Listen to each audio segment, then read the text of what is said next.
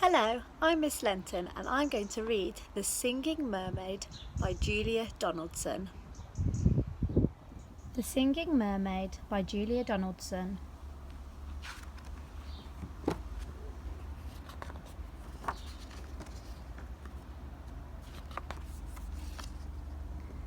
Did you ever go to Silver Sands on a sunny summer's day? Then perhaps you saw the mermaid who sang in the deep blue bay.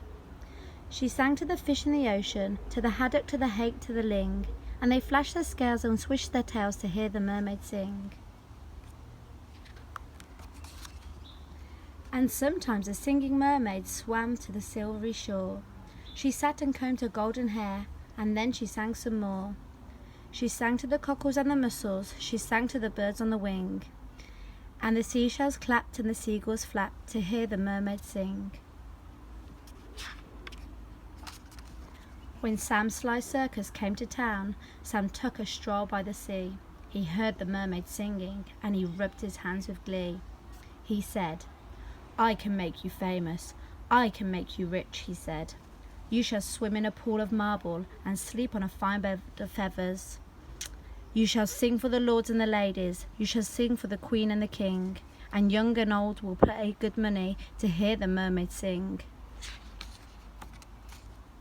Don't go, cried the seagulls, and the seashells warned, "He lies."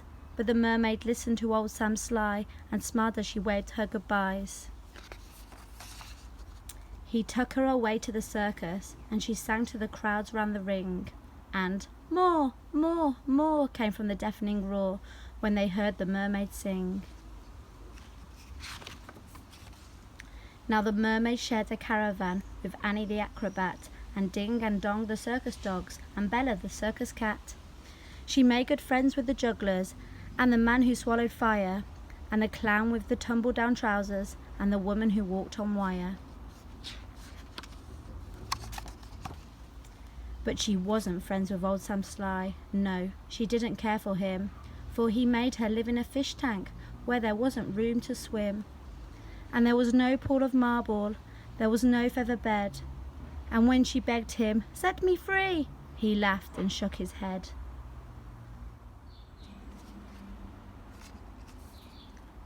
All summer long the circus toured, all autumn, winter, spring, and many a crowd cheered long and loud to hear the mermaid sing.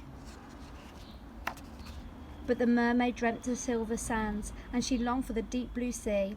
Her songs grew sad, and again she said, "I beg you, set me free."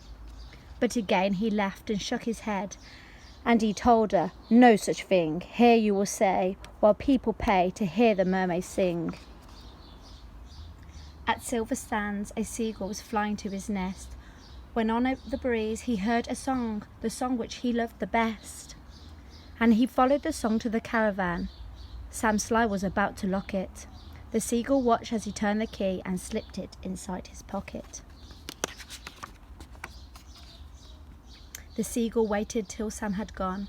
Then he perched on the windowsill, and tap, tap, tap at the window he tapped with his yellow bill.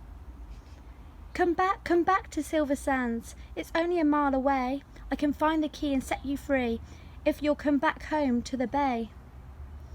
"Escape!" barked the dog. "Escape!" meowed the cat. But the mermaid sighed. "I'd fail, for how could I walk to Silver Sands when I only have a tail?"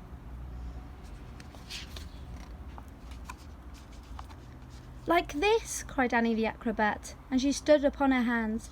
"This is the way, the only way, to get to Silver Sands. Right hand, left hand, tail up high.